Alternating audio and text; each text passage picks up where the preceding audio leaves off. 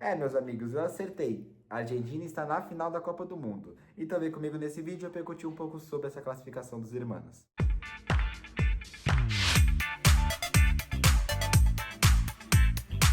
Fala galera, beleza? Tudo bem? Sejam bem-vindos a mais um vídeo do canal DeFute. E, bom, rapaziada, eu não lembro exatamente qual vídeo foi, eu sei que foi lá pro inicinho que eu falei sobre se a Copa do Mundo fosse um livro e cada página, ou seja, cada partida fosse um capítulo novo, né? E que com certeza tem os mais importantes para a trama da história, como talvez os mais irrelevantes, sinceramente.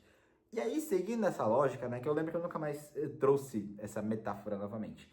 Trazendo ela novamente aqui para vocês, eu acho que esse capítulo, né, essa página desse grande livro que é essa Copa do Mundo, com certeza para mim é mais importante, não só, lógico, porque é uma semifinal, não só por toda a questão histórica que tem a Argentina com a Inglaterra, a questão da guerra e tudo mais, enfim.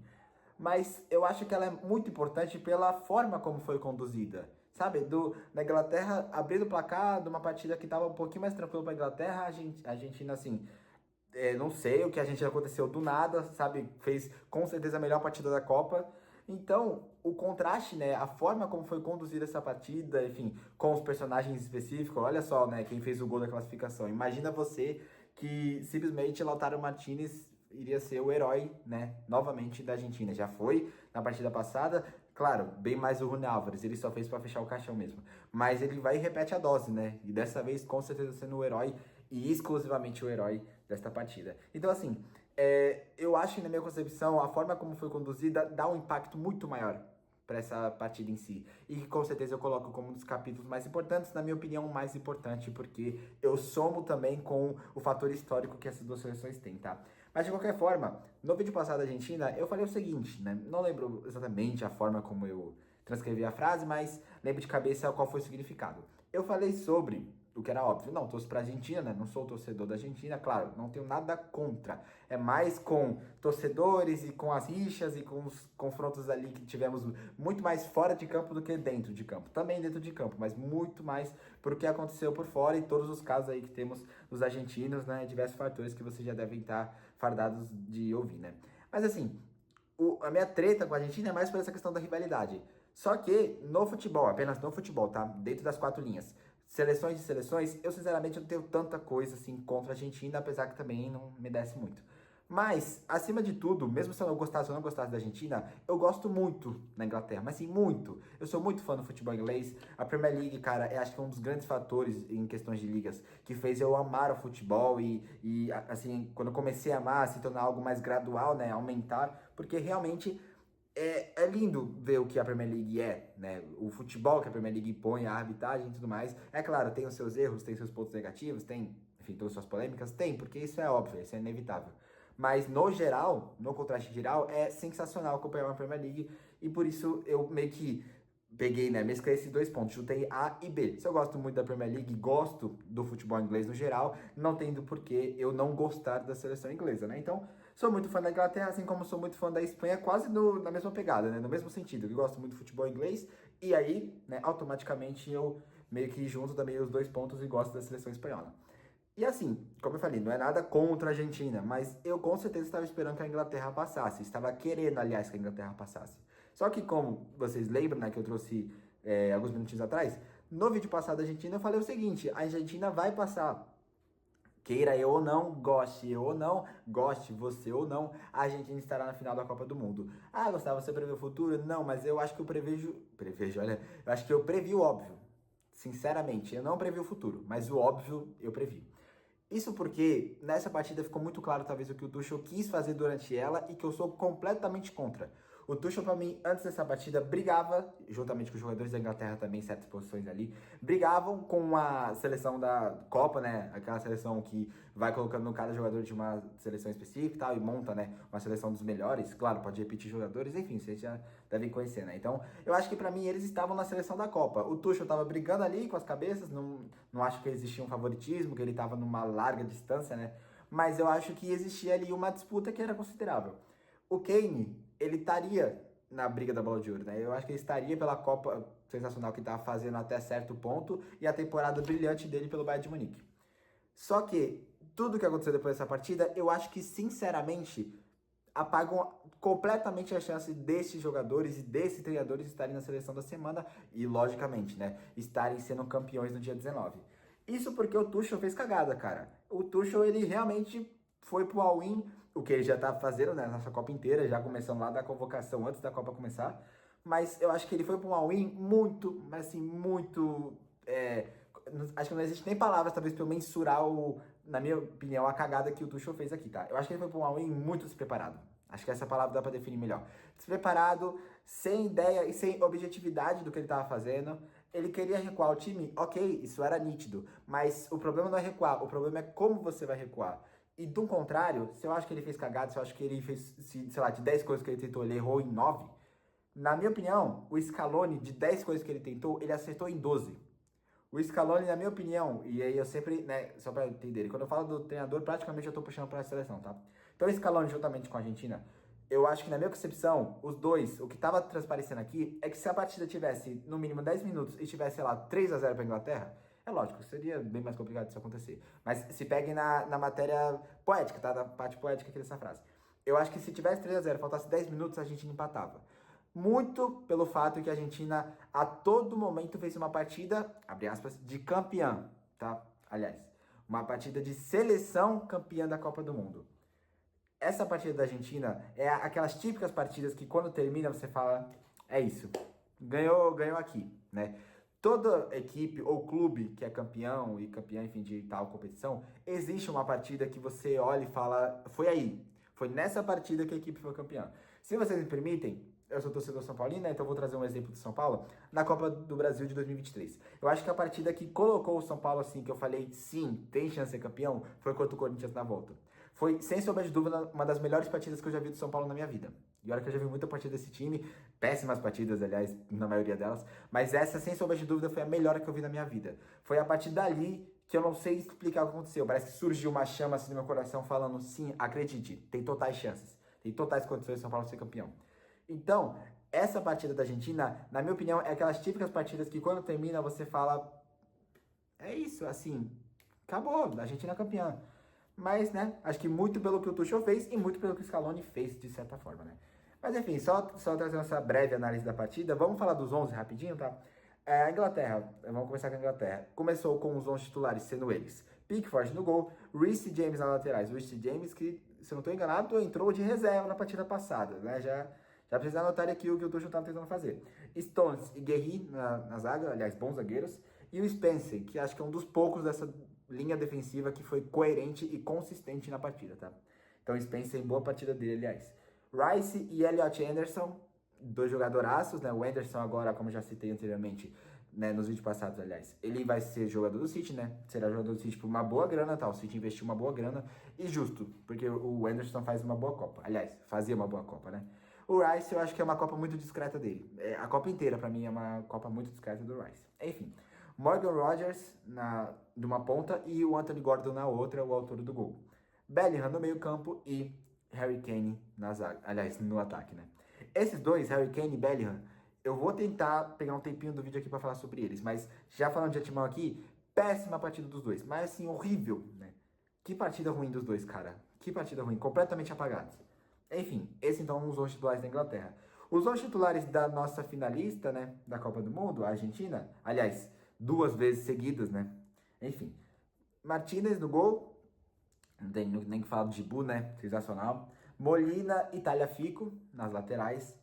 Christian Romero e Lisandro Martinez na zaga.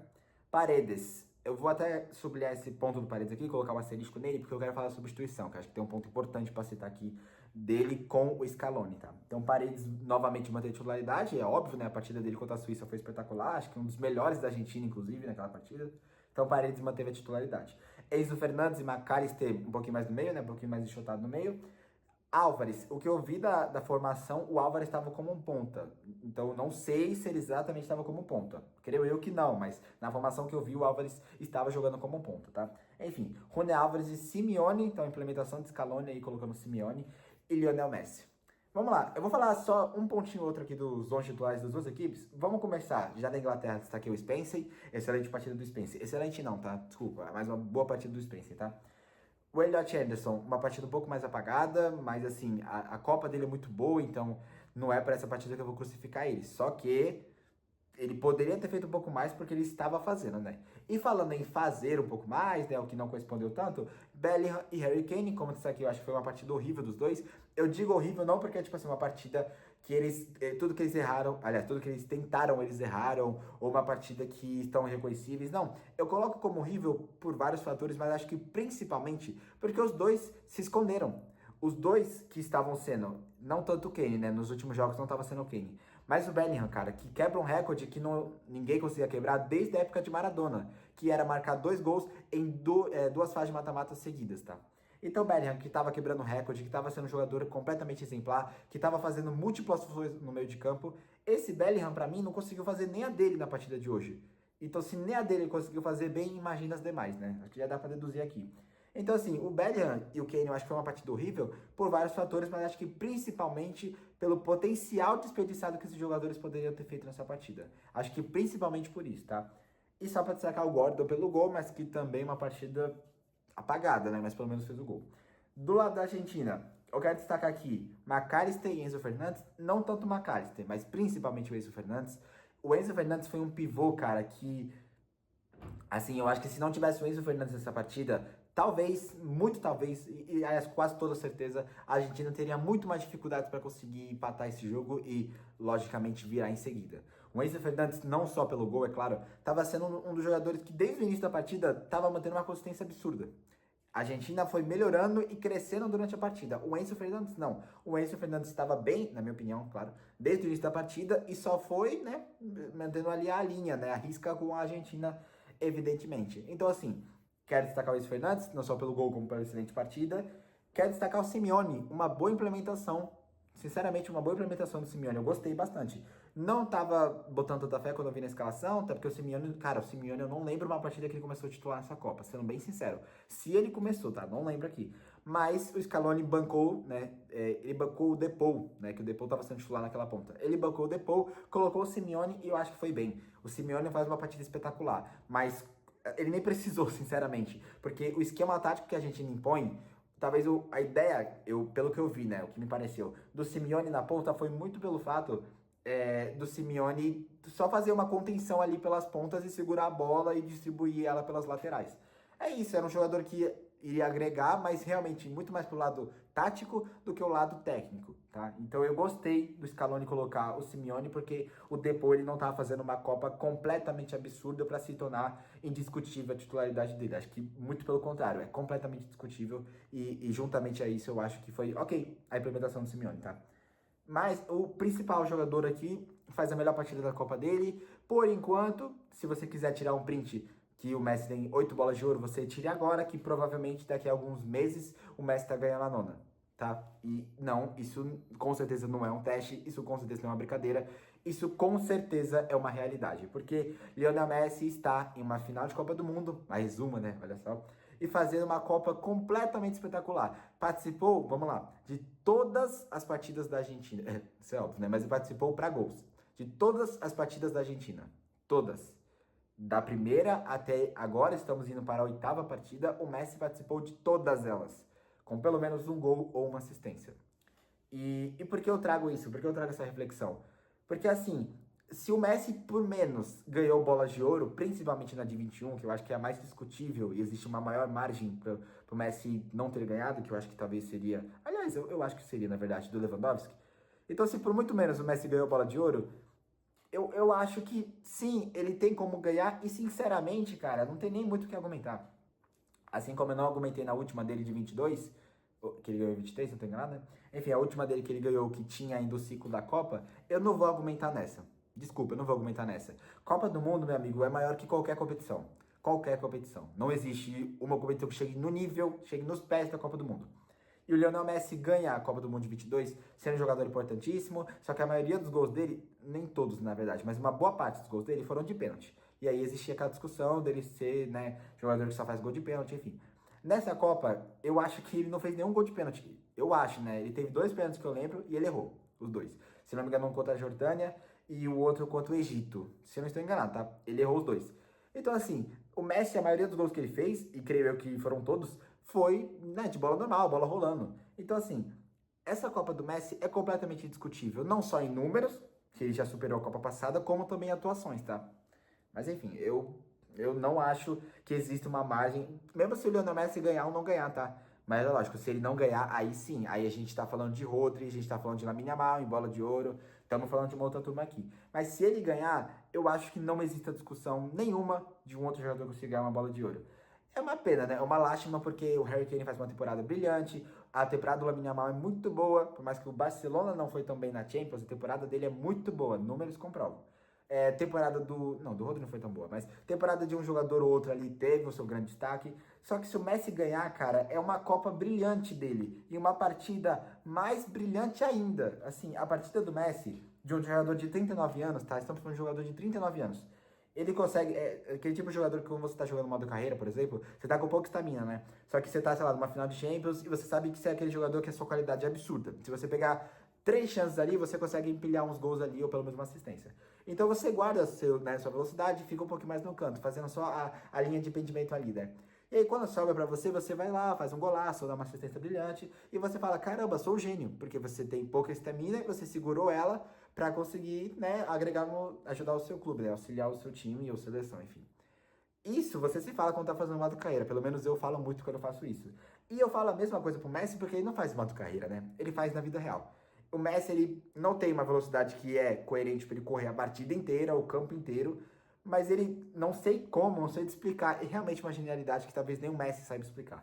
Mas ele consegue segurar essa velocidade dele para usar em picos, né? Uma horinha ou outra ali, não tanto também, você não vai ver pegar um speed de uma lateral lá do lado de Bu e ir até o canto do Pickford, você não vai ver ele fazer isso.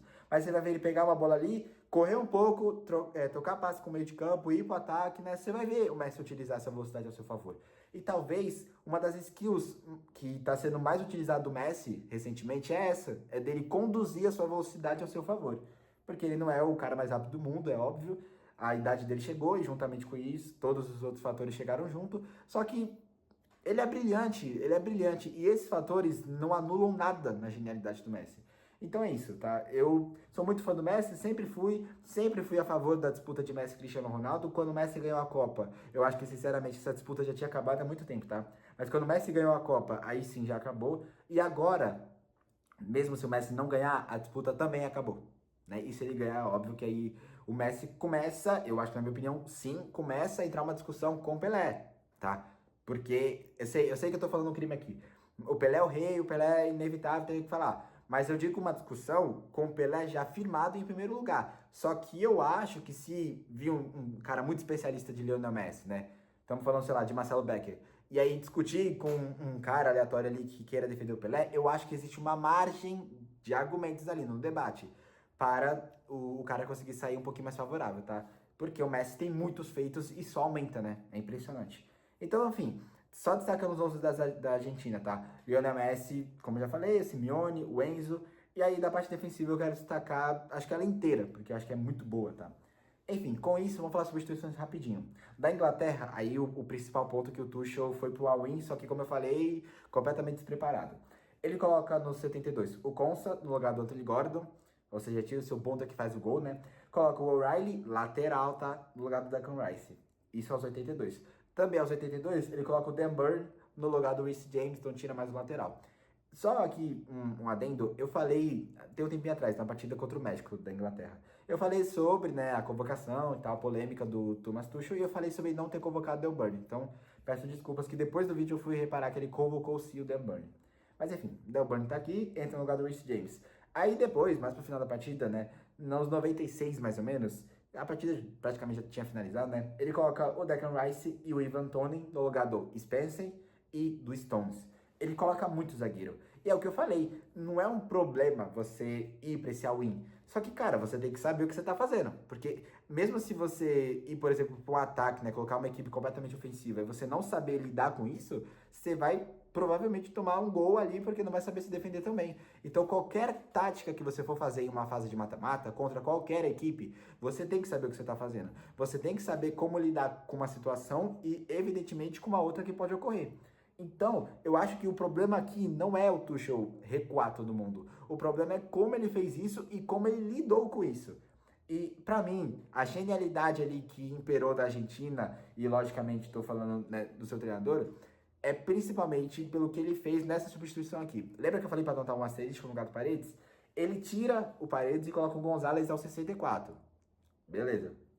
Nessa que ele tira o Paredes e coloca o Gonzalez, aí passa um tempinho, claro, aos 72 ele coloca o Otamendi no lugar do Martinez, o Montiel no lugar do Molina e o Depou no lugar do Simeone. Então ele tira um ponta, ele tira o Molina, né, que é um lateral, e tira um zagueiro.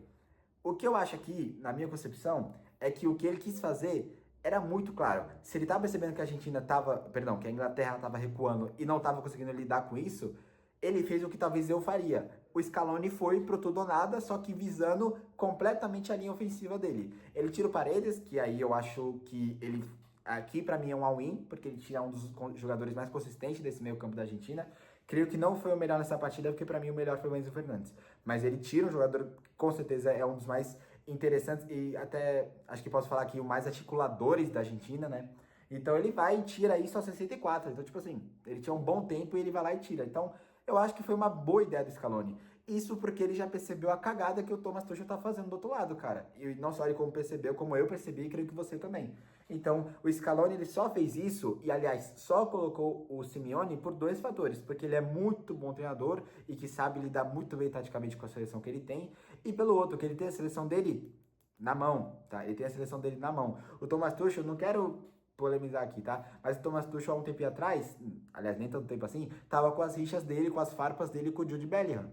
Jude Bellingham estava sendo um dos jogadores mais importantes da Inglaterra. Na partida passada, o Bellingham e ele trocaram farpas de novo. Isso pra mim sempre influencia no vestiário e consequentemente no campo. Sempre. Eu acho que dificilmente não vai influenciar. Então, assim, não tô querendo polemizar e falando que é por causa desse fator que a Inglaterra fez o que fez hoje. Não acho que é isso, né? Obviamente não. Mas eu acho que essas rusgas talvez tenha impactado nem que seja um pouquinho, sabe?